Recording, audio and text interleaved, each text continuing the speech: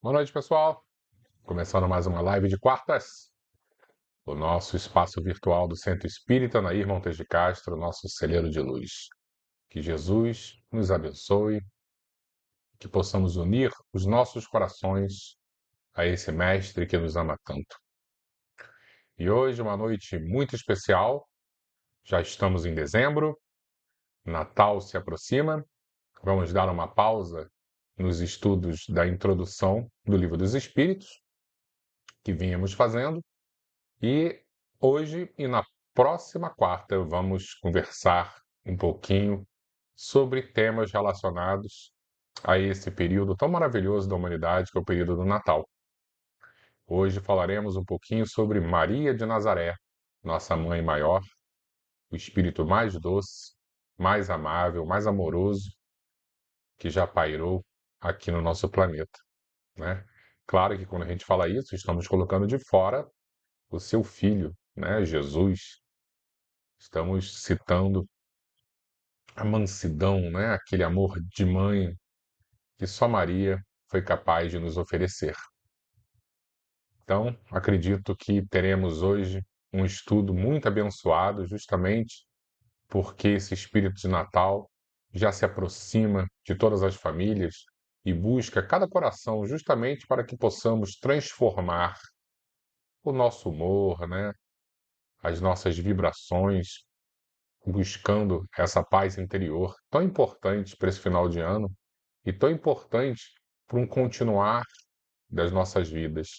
O Espírito de Natal não pode ficar apenas próximo do dia 25 de dezembro, mas nos acompanhar durante todos os momentos da nossa existência, porque realmente é o que nós necessitamos, a paz, essa transformação que começa lá no íntimo dos nossos corações. Mas antes de iniciarmos, antes de começarmos a falar sobre Maria, e hoje temos diversos pontos, vamos falar sobre o Evangelho, os 4 Evangelhos, quando citaram Maria, vamos falar sobre obras espíritas, vamos falar sobre os textos apócrifos, isto é, aqueles textos que já circularam pela Igreja Católica e acabaram saindo de cena por diversos motivos. Vamos falar sobre algumas especulações polêmicas, né? Seja históricas ou seja também no mundo espírita, onde existe sempre aqueles boatos. Ah, eu ouvi Chico Xavier falar sobre isso. Ah, eu escutei Divaldo falar sobre aquilo. A gente vai trazer um pouquinho dessas polêmicas. Então, acho que nossa noite vai ser bem interessante. Mas antes disso, vamos dar aquela olhadinha para ver quem está conosco aqui e dar o boa noite mais do que especial. Denise, muito boa noite, que Jesus te abençoe, abençoe sua família. Espero que a sua filha e os meninos da vida dela estejam muito, muito bem. Quando eu falo meninos, coloco também Daniel na jogada, tá? Porque eu me considero também um menino da vida da minha esposa, que cuida muito bem de mim, graças a Deus. Elizabeth Marques, muito boa noite, que Jesus abençoe você. Amanhã, se Deus quiser, estaremos juntos. Beijo na família. Espero que Fernandinha esteja bem, seu netinho, toda a sua família, tá? Doriane, muito boa noite, Doriane. Bem-vinda. Que Jesus abençoe você. Que ao terminar os nossos estudos, a sua família possa estar mais ainda protegida, amparada, que é isso que a gente busca aqui, né? Neia, muito boa noite, Neia. Que Jesus te ampare. Obrigado pela presença, Neia. Sérgio, meu companheiro, ótima noite para você, que Jesus ilumine você e sua família, em especial nosso querido Bernardo, sempre oro por ele. Marisa, ótima noite, Marisa, espero que você esteja muito, muito bem, que Jesus ilumine você também, Maria Santíssima, proteja seu lar. Valéria, muito boa noite, Valéria, que Jesus te ilumine. Obrigado pela presença, Valéria, sempre conosco aqui, né? Maria Terezinha, muito boa noite. Nossa Senhora abençoe sua família, principalmente seu neto querido. Espero que ele esteja muito, muito bem. Albertinho, meu irmão, sempre bom encontrar você aqui pela live. Que Jesus te ilumine, abençoe Ângela também, manda um beijão para ela. Maria Santíssima, acolha vocês, abençoe, ilumine. Eu acho que podemos já iniciar, né? Aí as pessoas vão chegando devagarzinho e vamos continuando por aqui. Ao final, eu vou fazer uma introdução mais ou menos longa, falando sobre essas histórias de Maria, e depois vamos ler um pouquinho, um breve resumo sobre o trabalho de Maria no Vale dos Suicidas, trazido pela psicografia de Ivone Pereira, nessa obra tão importante. Eu acho que vale muito a pena a gente conhecer também esse essa matriarca, né, acolhedora, que protege, que ampara, que consola, que ajuda, que recupera, que reconduz nossos irmãos que infelizmente partiram pela forma mais triste de desencarnação, que é o suicídio, pelo amparo também das famílias daqueles que ficaram desamparados, né? E é um trabalho muito difícil, mas ao mesmo tempo, quando a gente percebe a profundidade desse amor, a gente vê que existe uma cura profunda nessa ação libertadora de Maria. E no final de tudo, vamos ler uma poesia do livro Parnaso de Além Túmulo, psicografado por Chico Xavier, falando um pouquinho sobre nossa querida Mãe Maria, a inspiração dessa noite. Então, podemos iniciar, né? Então, o que eu pensei em dar o pontapé inicial do do nosso nossa conversa fraterna, né, da nossa live de quartas hoje à noite? Falar um pouquinho sobre os bastidores do plano espiritual, porque parece que Maria foi quase que escolhida ao acaso. Ah, Jesus vai nascer, vamos escolher assim uma mulher para ele vir. Não. Foi um trabalho muito profundo, de muita delicadeza, de muito cuidado do plano espiritual. Nós já lemos o livro A Caminho da Luz, psicografado por Chico Xavier, editado por Emmanuel, e Emmanuel fala que poucas vezes aconteceram reuniões no plano espiritual. Quando a gente fala no plano espiritual, a gente está dizendo no plano espiritual muito superior aqui em volta do nosso planeta Terra. Uma delas foi na formação do planeta, onde Jesus, o arquiteto do nosso orbe azul, ele fazia parte dessa reunião, junto de espíritos assim extremamente evoluídos, aqueles cristos, né, planetários que vinham para projetar com ele os detalhes do nosso planeta. Então a gente está falando assim em torno de 5 bilhões de anos atrás. Aí a gente veja como Jesus é evoluído. E Emmanuel também cita que quando Jesus estava se preparando para reencarnar ou encarnar aqui na Terra, né? Que reencarnar não é o tema, já que ele nunca encarnou, essa foi a primeira vez que ele veio, ele não tinha mais necessidade alguma pelo seu potencial evolutivo, mas quando ele vem nascer aqui na Terra, também houve uma reunião nesse plano espiritual superior. E entre diversos assuntos a serem definidos, uma delas era qual seria a estrutura familiar de Jesus e a escolha da sua mãe. Então, Maria participou desse concurso espiritual e eu fico imaginando, né, o potencial dela no plano espiritual, né? A quantidade de amor que sai do seu espírito, a quantidade de compreensão, de cuidado, de carinho. Então, ela já passou por esse crivo, por essa peneira, antes mesmo, né, da gente imaginar receber um Messias aqui na Terra. Um trabalho muito delicado. E Maria, quando é escolhida, ela não fica lá num trono, num berço esplêndido, aguardando a sua vinda na Terra. Ela já inicia um trabalho de ajuda, né, de cooperação para receber Jesus de Nazaré, para receber o Messias. Então, no plano espiritual, os espíritos já dizem que ela trabalhou arduamente muitos e muitos séculos antes de Jesus vir. E no livro Maria de Nazaré, ditado por Miramês, se eu não me engano, o espírito era Miramês, depois me corrijam aí, por favor, se eu estiver errado, eles vão citar que muitos espíritos aqui na Terra eram contrários à vinda de Jesus. Eles sempre foram antagonistas do bem. E ao perceber que o Messias, né, esse escolhido, iria nascer, eles tentaram de diversas maneiras atrapalhar a programação divina. E Maria foi uma das responsáveis por apaziguar, por acolher, por convencer, por limpar o ambiente terreno. Aí a gente vê o nível espiritual deste ser maravilhoso que é Maria. E quando lembramos, né, isso foi uma parte do texto do livro que eu achei maravilhoso, né, que a gente voltando assim no tempo, até o rei Salomão cria o primeiro templo, né, de Israel, lá em Jerusalém. E aí o templo acaba sendo destruído assim 600 anos antes de Cristo, 600, 500 anos antes de Cristo, pelos babilônicos.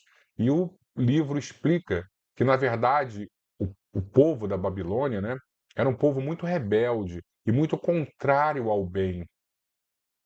E eles já intuíam que o Messias viria nascer na terra. Então, para eles, onde Jesus nasceria? Nasceria justamente naquela região de Jerusalém, a região mais espiritualizada do judaísmo. E aí a proposta de Nabucodonosor, né, o grande imperador babilônico, foi destruir o templo, tentar arrasar com toda Israel, tanto que eles passaram 70 anos num cativeiro, né?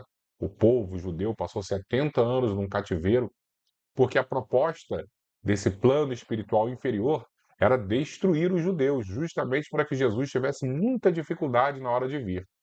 Só erraram no tempo, né, que passaram-se assim dos 500 anos para Jesus vir, e erraram o local também, porque Jesus não nasceu em Jerusalém, não frequentou o templo como eles esperavam que Jesus iria frequentar, né? Jesus nasceu em Belém, mas passou a sua vida depois do retorno do Egito em Nazaré, uma cidade muito pequenininha, muito humilde, quase uma Pedro Leopoldo, né? Quando eu imagino Chico Xavier nascendo, quantas pessoas iriam imaginar que aquele espírito com aquela potência iria nascer numa cidadezinha tão minúscula, tão pequena em Minas Gerais? Ah, vou nascer em São Paulo, vai nascer no Rio de Janeiro, numa grande capital. Não, nasceu lá no interior, com muita humildade, né? E é assim que a espiritualidade superior trabalha, né? Não nos holofotes, né? Mas de maneira silenciosa, de maneira muito humilde. Então, os babilônicos erraram feio, né? E Jesus conseguiu crescer em segurança. Então, como eu estava dizendo, Maria já trabalhava nos bastidores espirituais para que Jesus pudesse vir com toda a sua glória, com toda a sua luz e com toda a proteção necessária. E aí entendemos também o porquê de quando Jesus ele nasce na Terra, é um momento de grande paz no Império Romano. Porque, claro que ele, por si só, já trazia essa nova vibração ao planeta, mas também nós tínhamos ali grandes espíritos fazendo essa, e eu vou falar entre aspas de novo, essa limpeza espiritual. O que no livro cita é que os espíritos assim mais belicosos, né, mais trevosos, eles foram desalojados, foram levados para uma região muito próxima do Equador, onde a incidência solar era fortíssima, para justamente quebrar os fluidos pesados, negativos, a força do Sol, essa vibração que limpa, né? A gente sabe, a gente entende. Ah, eu estou numa casa, estou me sentindo mal, abriu a janela, deixa entrar a luz do sol, é como se limpasse o ambiente. E realmente limpa, né?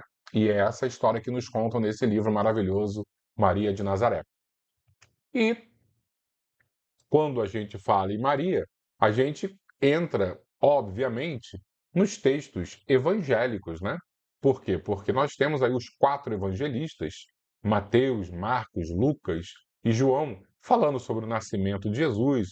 Então a gente tem mais ou menos, né, esse conhecimento da vida de Maria, vida de José, vida de Jesus, principalmente na parte da infância, porque a gente já viu diversos filmes, a gente já leu.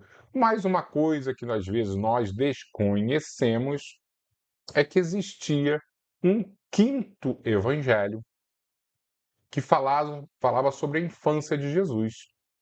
Justamente o evangelho conhecido como o evangelho de Tiago, o irmão de Jesus. Sim, Jesus tinha irmãos, né? E Tiago era o irmão provavelmente mais velho, porque José já era um senhor, quando eu digo um senhor, devia ter lá a minha idade, né? Seus 50 anos. Já era um vovô caquético para aquela época. E ele, muito provavelmente, já tinha sido casado, já tinha filhos desse primeiro casamento. E quando ele casa novamente com Maria, ele já veio com uma família pré-estabelecida. Então, os historiadores acreditam que Tiago era o filho mais velho de José, pai de Jesus, mas não com Maria, né? Com uma outra esposa que havia falecido. E Tiago escreve esse evangelho, um evangelho muito interessante, que durante muito tempo foi aceito pela Igreja Católica. Mas chegou um certo momento que foi banido, não sabemos exatamente o porquê, mas que muitas das tradições desse evangelho continuam até hoje. Por exemplo, muitas pessoas sabem quem foi o pai e a mãe de Maria, São Joaquim e Santa Ana. Tem até dias para comemorar esses santos. E se a gente começar a mergulhar nas narrativas, nas narrações dos evangelhos canônicos, né, esses 4 que a igreja aceita, não existe nenhuma citação. Então, a própria Igreja Católica ainda se utiliza de informações desse evangélico que foi banido, chamado do Evangelho de Tiago, irmão de Jesus, um evangelho apócrifo. Então, o que eles contam nesse texto bem interessante? Que Ana e Joaquim eram casados e durante muito tempo não conseguiram ter um filho. Joaquim era um homem muito bom, uma pessoa que ajudava muitas pessoas, uma pessoa muito séria, muito honesta. E um dia ele estava no templo orando, passou aquela pessoa maledicente e disse: Pô, Joaquim, você é um homem tão bom, nunca foi agraciado com um filho. Ele se sentiu muito humilhado, muito triste e acabou indo para o deserto refletir. As pessoas sempre tiveram esse hábito, né, de passar um tempinho refletindo, né, no deserto. Ana, né, futura mãe de Maria, também ficou muito humilhada. No Evangelho de Tiago diz até quando ela via uma ave com os filhotinhos no ninho, ela chorava porque ela via, ai, até esse passarinho aqui consegue ter os filhos, os filhotinhos, e eu não consigo porque eu sou tão amaldiçoada. E aí ela ficou muito preocupada porque Joaquim foi para o deserto refletir, ai, daqui a pouco eu ainda vou perder meu marido também. Só que ambos foram visitados por um anjo e explicaram que Ana teria uma filha e essa filha seria muito, muito especial. E realmente assim aconteceu. Ana acaba engravidando, apesar da idade avançada, ela acaba engravidando e tendo uma menina que era realmente um anjo encarnado. Era tão assim superior dentro dos textos de Tiago, era tão superior que ela morava no templo de Jerusalém, que já tinha sido reconstruído, né, por Herodes. Então, quando a gente contou aquela história que houve uma destruição do templo, Herodes, já próximo da época de Jesus, reconstrói o templo e deixa o templo belíssimo, dizem. E ela acabou vivendo dentro do templo e dentro de um lugar chamado o Santo dos Santos, que era o lugar mais assim espiritualizado dentro do templo. Ela era tão especial que quem alimentava ela era um anjo. Ela não tinha contato com nenhum ser humano, era um anjo que alimentava, né? A gente não sabe se é verdade, se não é, mas o importante é a gente ver a poesia da história. O grande problema é que Maria foi começando a ficar mais velha e os doutores da lei começaram a ver que ela ia virar mocinha, iria menstruar. E imagina o escândalo, uma moça menstruando dentro do templo, porque o sangue naquela época era muito impuro. Então eles pensaram: essa menina tem que casar, nós vamos arranjar um marido para ela. E aí, o que pensaram? Vamos fazer um- uma reunião com todos os solteiros e vamos rezar para que seja indicado o melhor, né, a melhor pessoa para casar com ela. José, que já era um viúvo, já era um idoso, quando eu digo idoso, devia ter lá seus 40, 50 anos para aquela época, foi convidado e ele falou: eu não vou nada, pô, eu já tenho aqui minha família, que vergonha para mim casar com uma menina, quase uma criança, lógico que eu não vou fazer isso. Só que alguém chegou para José e falou: José, lembra de Coré? E aí, quando a gente fala desse Coré bíblico, a gente está falando do nosso Coré da casa espírita, que muitos devem já ter ouvido falar. Lembra de Coré? Coré, lá na época de Moisés, foi convidado a fazer parte também desse grupo que Deus estava organizando. Ele se negou e, de alguma forma, ele foi castigado. Então, não faça igual Coré. E aí ele ficou com medo e aceitou o convite de participar desse concurso espiritual. Chegado lá, com todos os homens solteiros, né? Fizeram uma prece, surge um pombo e que pousa no ombro de José, e ali ele é escolhido para ser o marido de Maria. Tudo isso está neste texto apócrifo de Tiago, irmão de Jesus. Aí, polêmicas, teoria da conspiração. Muitos dizem que, por exemplo, Maria nasceu de Ana e de Joaquim, e tem um grupo que diz que Maria era filha só de Ana. O pai de Maria também era um anjo, assim como Maria foi mãe de Jesus e o pai de Jesus também era um anjo. Por que eu falo isso?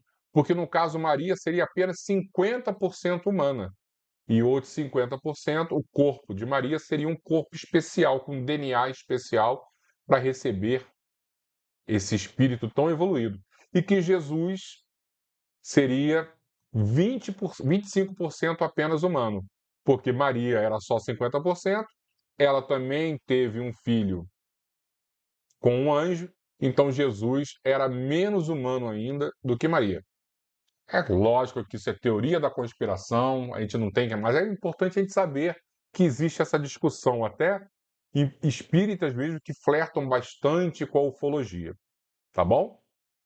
Então vamos voltar para a conversa de Maria com José agora no casamento.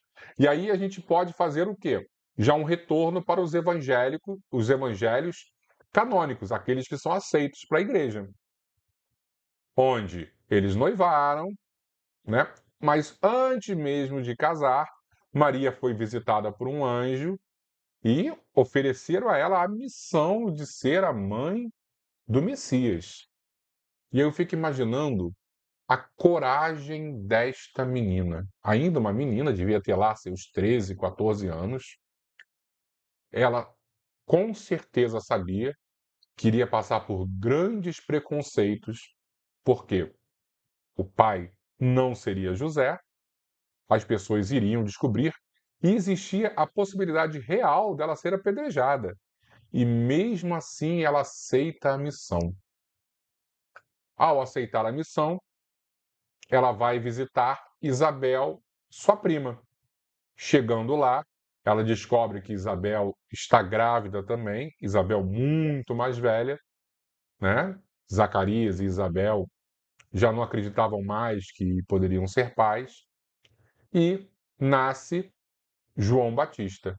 Antes disso, quando Maria chega, própria Isabel, sua prima, diz: ah, é meu filho aqui no meu ventre, que já devia ter lá os seus 6 meses de gravidez. João Batista era um pouquinho só mais velho do que Jesus.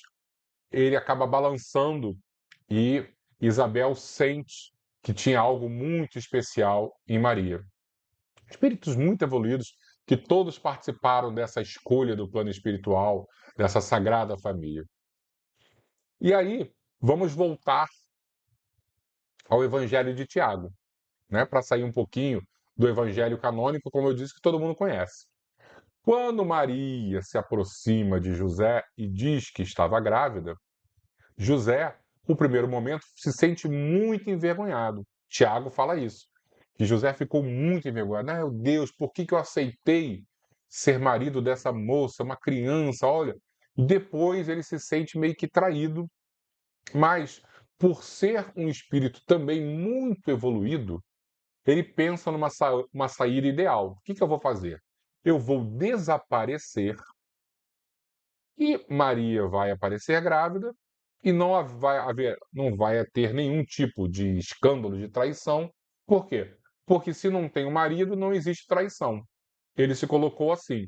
Só que ele também acaba sendo visitado por um anjo, explicam para ele e aí ele aceita completamente a sua missão. Mais um personagem extremamente evoluído.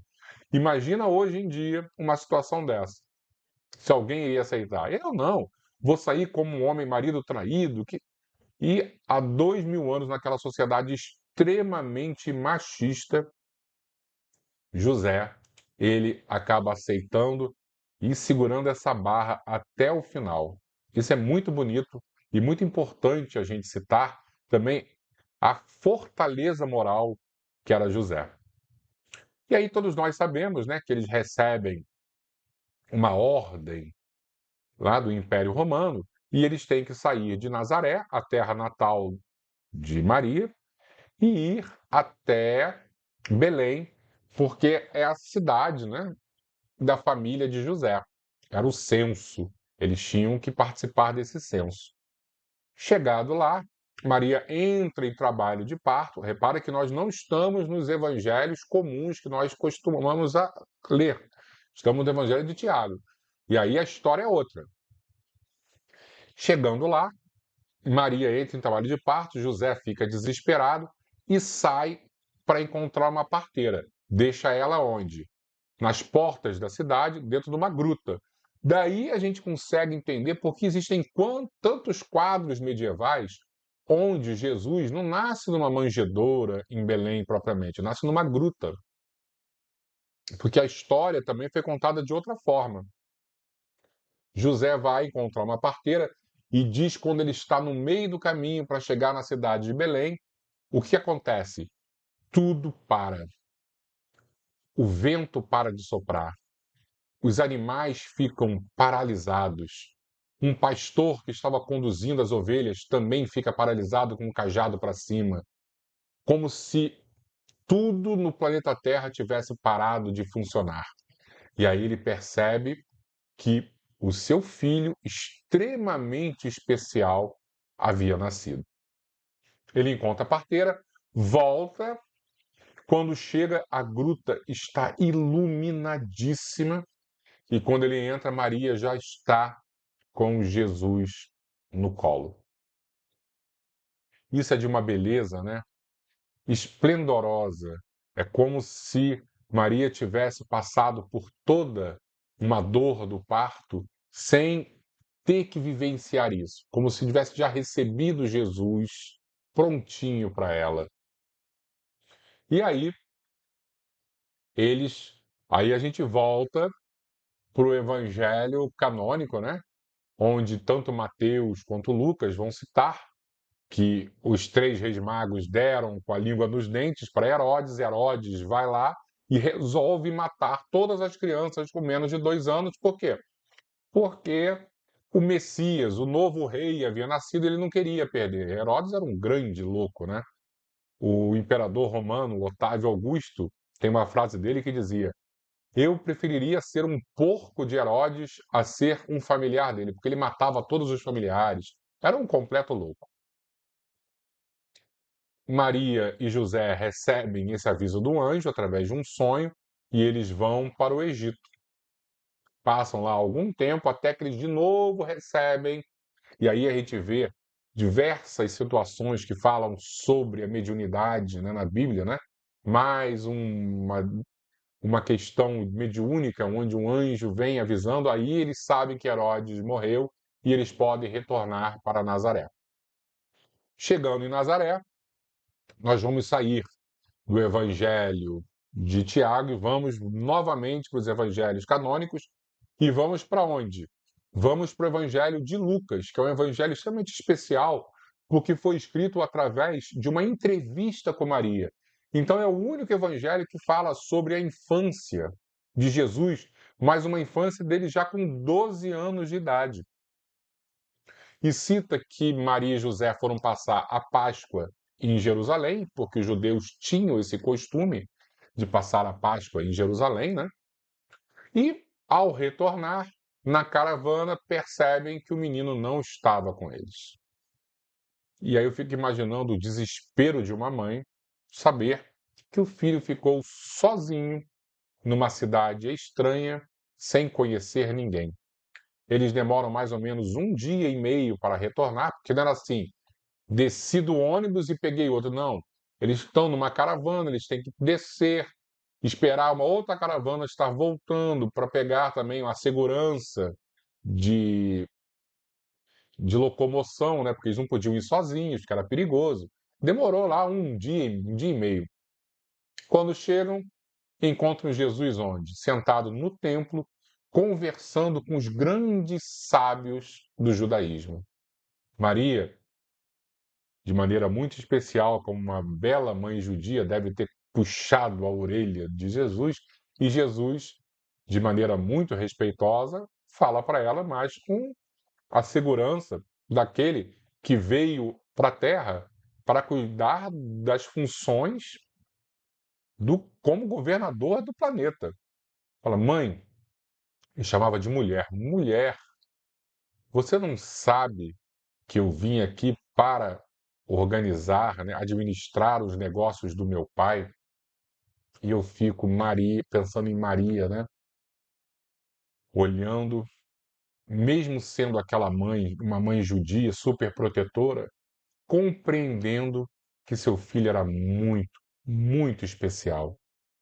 E como essas experiências, né, que Jesus, de maneira muito educada, conseguiu esclarecer para ela, como ajudou, apesar de todo o sofrimento de uma mãe, com o sofrimento, com a dor de um filho, né? Como isso deve ter preparado também Maria para o seu dia derradeiro, né, na cruz.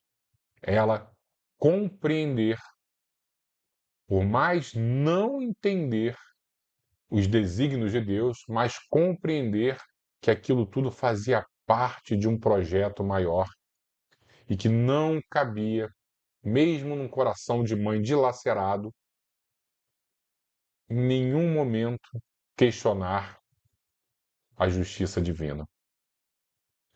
Isso é muito importante, que em diversos momentos nós, como pais, como filhos, né, professores, avós, vamos sofrer, vamos ver injustiças, vamos ver dores. E é muito importante pegarmos esse exemplo de Maria e trazermos para a nossa realidade. O sofrimento vai existir, mas jamais podemos questionar a justiça de Deus, nunca romper com Deus. E às vezes de maneira muito imatura, né? Através das dores do mundo, não quero mais ser espírita, não quero mais ser cristão, não acredito mais em Deus, né? Isso é uma imaturidade terrível. E nós temos que acalmar os nossos corações e enfrentar com muita serenidade as dores e os desafios que surgirão, e surgirão em todos nós. E aí vamos voltar para o Evangelho de João, onde ele cita o primeiro milagre de Jesus. Jesus deve ter ido de penetra num casamento. Maria era amiga da mãe da noiva. Chamaram Maria e ela chamou Jesus, e com certeza Jesus chamou também uma porção de amigos, né? Porque quando a gente lê o Evangelho, João estava lá, ele deve ter visto isso tudo. E por que João foi? Talvez por ser primo de Jesus, talvez, mas porque Jesus também chamava as pessoas mais próximas. E no meio do casamento, nós não podemos imaginar que o casamento de 2000 anos atrás era igual a um casamento de hoje. O casamento de hoje a gente faz numa casa de festas, passa 4 horinhas num evento, quando faz, né? Porque hoje em dia está tudo muito caro. Mas naquela época, as pessoas moravam muito longe. Então as festas demoravam assim dias para acontecer, porque recebia familiares das regiões distantes. E o que tinha de mais importante era você cuidar muito bem do convidado. O vinho, a uma certa hora da festa, acaba e as pessoas estavam numa alegria enorme. Imagina você numa festa e de repente acaba a comida, acabou o vinho, né? A comida não acabou, mas imagina hoje em dia, para quem não bebe, saber, poxa, estou no meio de uma festa, não tem mais o salgadinho? As pessoas ficariam muito, muito humilhadas, os noivos muito humilhados, né? Os pais dos noivos. E no evento acaba o vinho. O que os pais dos noivos fazem? Eu sei que não tem Zé Delivery, algum, alguma empresa de entrega de bebidas, vamos fazer o quê? Vamos falar com Jesus, né? Porque a gente sabe que esse menino aí é bem diferente, ele pode dar um jeito. Mas todo mundo ficou meio constrangido de falar diretamente com Jesus. Surge então o papel de intercessão de Maria. Maria, desculpa estar falando isso com você, mas a gente já ouviu umas coisas do seu filho. Você pode pedir para ele para resolver o problema sério, que acabou o vinho? E todo mundo devia conhecer, né? A calma, a tranquilidade, o amor de Maria e como ela gostava de ajudar. Maria, na hora, deve ter dito: Deixa que eu vou falar com o menino.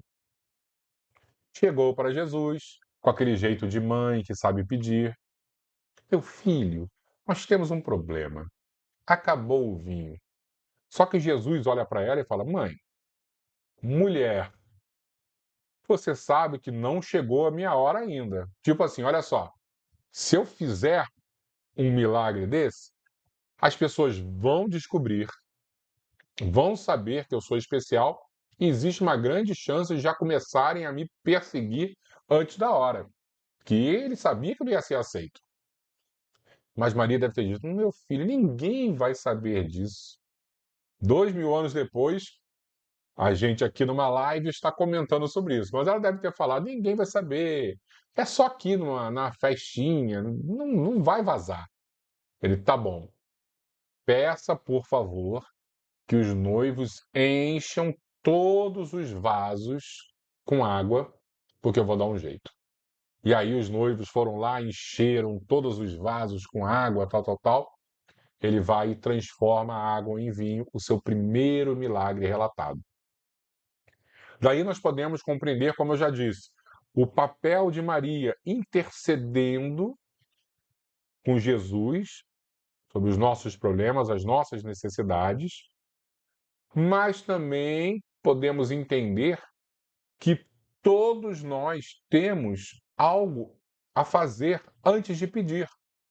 Ou, depois que pedirmos, existe uma contrapartida que Jesus nos apresenta. Qual foi a contrapartida da história? Pede para os noivos encherem de água os vasos, que eu vou resolver o problema. E às vezes, qual é a nossa contrapartida? Quantos momentos nós estamos desesperados? Ai, meu Deus, me ajuda, resolve esse problema, Jesus, me socorre. E aí vem aquela intuição: perdoa. Ele não está pedindo para a gente encher mais de água, as garrafas que ele vai transformar em vinho. Mas ele pede: perdoa, compreende, ama, oferece a outra face, tudo o que ele ensinou há 2000 anos. Só que, infelizmente, diferentemente dos noivos, nós não fazemos o que nos cabe para a solução do problema. E aí o milagre não acontece. E colocamos a culpa em quem? Colocamos a culpa, lógico, em Deus, porque agimos dessa forma, sem analisar as nossas responsabilidades em relação aos desafios e aos milagres que pedimos. Então, toda vez que tivermos alguma oração especial, dica número 1, pede para Maria. Principalmente quando for algo assim que a gente sabe que não merece. Quantas vezes eu fico assim, eu sei que eu não mereço, porque eu fiz tanta bobagem, mas eu vou pedir mesmo assim. Eu vou pedir o quê? Vou pedir para Maria. Porque ela é uma mãe tão amorosa. E não é uma mãe que passa a mão na cabeça, não. Mas ela sabe que muitas das vezes nós não vamos merecer mesmo. E ela intercede. Ela conversa com Jesus. Eu sei que aquele menino não vale nada, mas ajuda ele. E um pedido de mãe é um pedido que Jesus não nega. Vamos pedir mais para Maria, né? Vamos confiar mais no coração dessa mãe, porque é muito importante. E lembrar da fase final da vida desta mulher tão querida e tão amada e que sofreu horrores ao ver Jesus na cruz. Eu fico imaginando qualquer mãe vendo um filho com uma unha encravada já sofre. Imagina Maria vendo Jesus, seu filho amado, bom, que só queria o bem da humanidade, padecer daquela forma.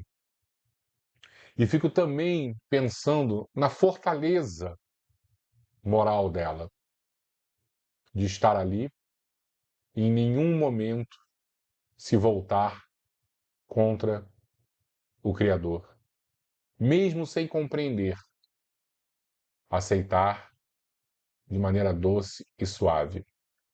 E o cuidado de Jesus, sabendo quem era a mãe, a potência angelical que é Maria, e falando com João: essa é sua mãe, cuida dela. Esse é o sentido da família, e que todos nós temos que ter. Temos que importar para as nossas existências esse amor tão profundo de Jesus por Maria, de Maria por Jesus, esse cuidado tão carinhoso que ambos tinham um pelo outro. Nós temos que trazer isso para as nossas existências. Então, nesse Natal, vamos tentar buscar esse carinho, essa compreensão. Eu sei que é difícil, porque às vezes na noite de Natal alguém cita um tema, aquele tema sensível em nossos corações. E eu não estou nem mais falando de futebol, não, né? Estou falando de política, de ideologias. Eu sei que é muito difícil, mas vamos lembrar que Maria e Jesus nos deram esse exemplo da Sagrada Família, da paz, da concórdia, da compreensão. E que nós não podemos estragar essa festa que eles prepararam para todos nós. E vamos dar uma olhadinha aqui um texto que fala muito sobre Maria de Nazaré e o seu papel esplendoroso na recuperação dos suicidas. Isso está no livro Memórias de um Suicida. Maria de Nazaré aparece não na obra como uma personagem direta, mas como presença espiritual suprema, irradiando amparo, autoridade moral e inspiração em todos os setores da colônia correcional. Ela é, ao mesmo tempo, governante espiritual, mãe compassiva, símbolo máximo de misericórdia e modelo de elevação vibratória para os espíritos ali acolhidos. Protetora e dirigente da colônia. Em Memórias de um Suicida, a colônia espiritual dedicada ao tratamento dos suicidas é instituída sob a tutela de Maria de Nazaré. Ela é vista como autoridade máxima denominada Nossa Augusta Tutelar, majestade a governar esse instituto correcional. Embora não apareça fisicamente, né, no texto, sua presença é sentida e reverenciada como uma força que sustenta todo o sistema de socorro e reeducação dos espíritos. Legião dos Servos de Maria. Grande parte da obra gira em torno da atividade da Legião dos Servos de Maria, corpo espiritual especializado em resgatar, tratar e orientar espíritos suicidas. Eles atuam no Vale dos Suicidas, no Hospital Maria de Nazaré, nos recolhimentos e setores de reencarnação, em missões de socorro na Terra. Maria é descrita como inspiradora direta desse grupo. Legionários de Maria ajudarão na caminhada áspera do Calvário. Hospital Maria de Nazaré, o símbolo da misericórdia. O principal espaço terapêutico da colônia recebeu seu nome, Maria de Nazaré. O hospital é representado como lugar de pureza vibratória, cura moral, reintegração espiritual, acolhimento compassivo. A própria escolha do nome reforça que o tratamento dos suicidas é visto como obra de misericórdia ligada ao espírito mariano. O Ângelus e o culto de gratidão. Há momentos diários de devoção em que toda a colônia dirige vibrações de amor a Maria. A colônia se consagrava à comunhão mental com sua augusta tutelar, Maria de Nazaré. Esses são trechos, né, do livro. Era o momento de prestar homenagens à protetora da religião, Maria de Nazaré. O ângelo simboliza gratidão, ligação vibratória, reconhecimento do amor que sustenta o trabalho socorrista. Maria como mãe dos desgarrados. Maria é retratada como a mãe espiritual dos suicidas, uma vez que intercede por eles. Olha o trabalho de intercessão e coordena esforços para seu resgate. A obra reforça que nenhum suicida está abandonado. A misericórdia divina atua através dela e sua legião alcança até os mais desesperados. Teócrito, né, é um personagem importante do livro e outros dirigentes como servidores de Maria. Diversos instrutores espirituais se identificam como servidores diretos dela. Teócrito declara-se servo de Jesus Nazareno e operário da Legião de Maria. Essa declaração reforça a hierarquia espiritual, o caráter mariano da missão, a humildade dos trabalhadores diante dela. Maria é vista como a inspiração central dos dirigentes que executam seu programa de amor. E por último, Maria como arquétipo de amor, perdão e reabilitação.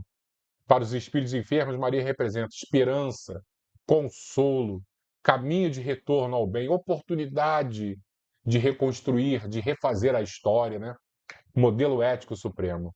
A obra sugere que sua vibração suaviza os ambientes, fortalece os doentes e acelera processos de reencarnação reparadora. Que lindo, né?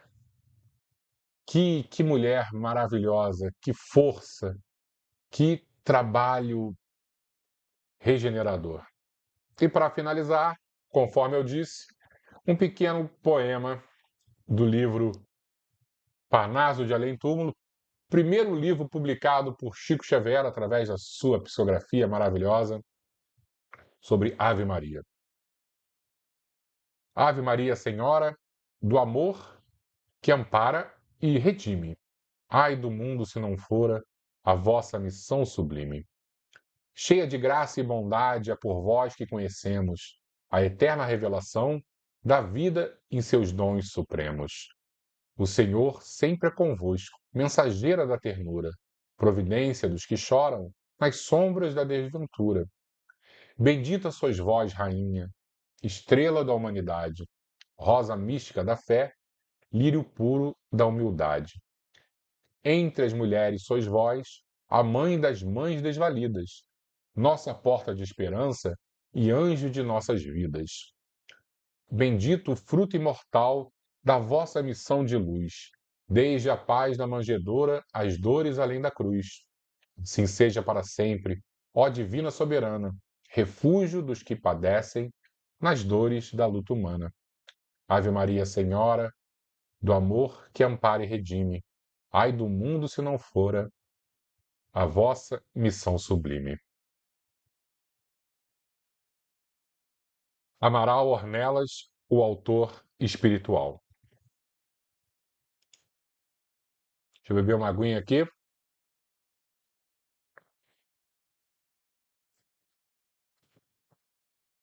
Muito bom, né? Falar sobre Maria realmente é muito, muito, muito bom.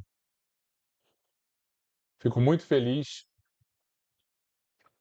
em poder dividir com vocês esses momentos de devoção a Maria e compreender que nem sempre Maria foi colocada no seu papel verdadeiro, né? Porque eu fico imaginando uma sociedade sempre machista, né? Se hoje nós ainda temos a questão do machismo a resolver, né? Sem histeria, sem loucuras, mas saber que existe o machismo e que faz parte da educação das futuras gerações a respeitar mais as mulheres.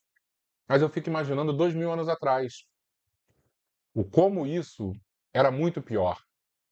E é claro que os homens ali, não somente Jesus, mas os apóstolos, eles foram alçados a figuras sublimes. E as mulheres, justamente pela sociedade ter essa dificuldade, foram quase que esquecidas. E diversas teorias surgiram do porquê Maria foi tão assim alçada à grande mãe da humanidade.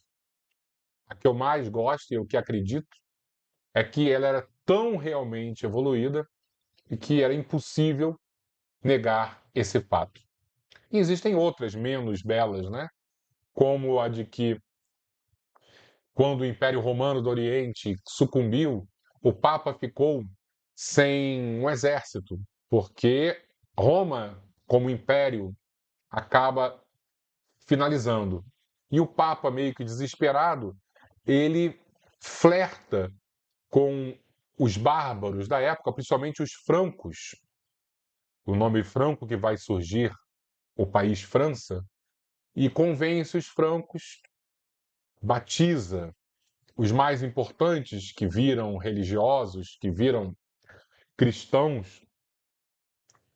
E quando o Papa tenta converter todos as pessoas normais, né? Não estou falando mais dos mais importantes dos francos, eles eram, além de analfabetos, eles cultuavam a natureza, porque eram pessoas da terra, do campo, e aí eles não aceitaram direito Jesus, porque Jesus era um homem. A devoção deles era a mãe natureza. E aí eles fizeram esse sincretismo, trabalharam o conceito de Maria para substituir, para entrar nessa devoção feminina que os francos tinham. Essa é uma das explicações do porquê Maria foi tão reverenciada pela Igreja Católica, apesar do drama do machismo, como a gente falou. Mas, como eu disse, eu prefiro acreditar que Maria é tão, tão especial e que jamais iriam conseguir apagar a sua luz. Dito isso, vamos fazer a nossa prece final com bastante devoção a essa Mãe Maior que todos nós temos e que nos oferece tanto e nos pede tão pouco. Vamos fazer a nossa prece. Vamos fechar então os nossos olhos.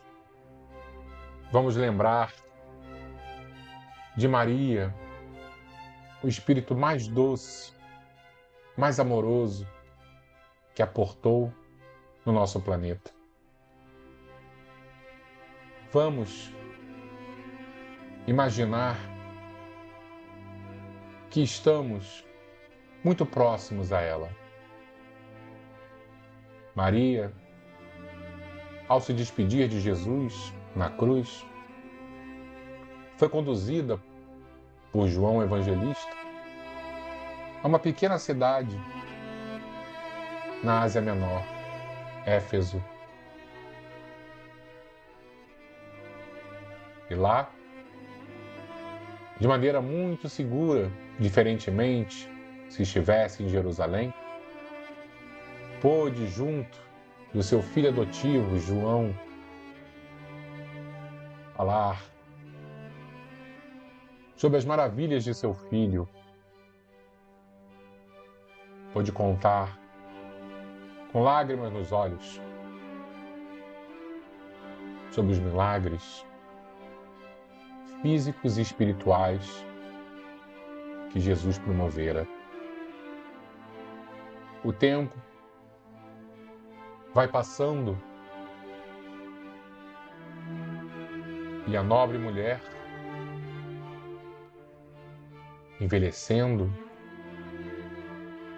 mas com seu espírito sempre irradiando a jovialidade, a calma, a paciência e o amor incondicional. A sua fama cresceu tanto que todos, não apenas da região, mas de terras distantes, visitavam o seu lar, buscando palavras de consolo,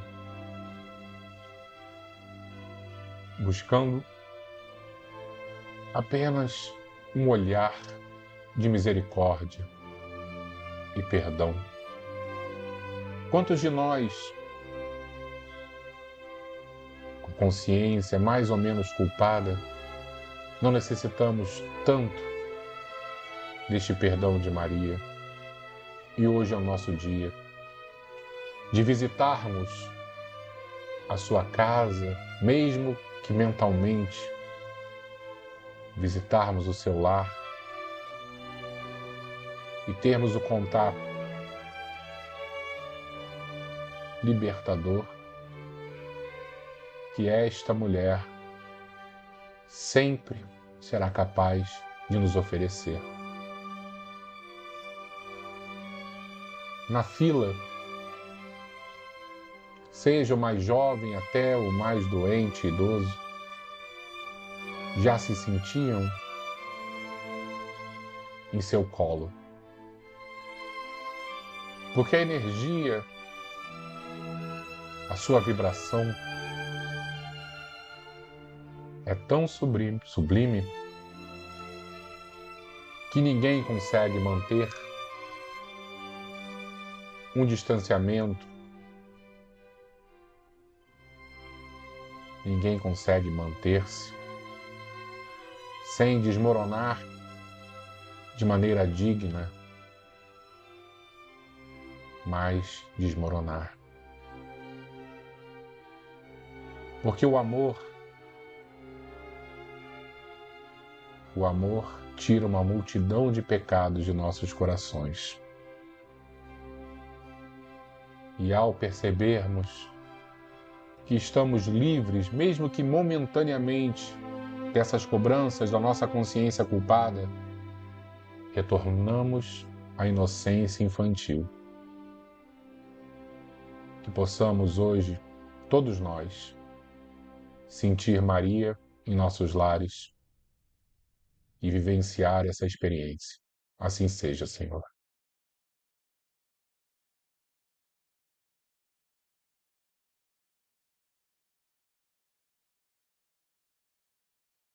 Muito obrigado, pessoal. Que possamos guardar esse sentido de vida que Maria nos oferece. E que em todos os momentos, principalmente nos momentos mais difíceis, nossa recordação, nossa lembrança, nossa busca espiritual seja por ela. Ela é nossa mãe e toda mãe ajuda seu filho. Fiquemos com Jesus, fiquemos com Maria Santíssima e fiquemos com Deus Pai que está nos céus.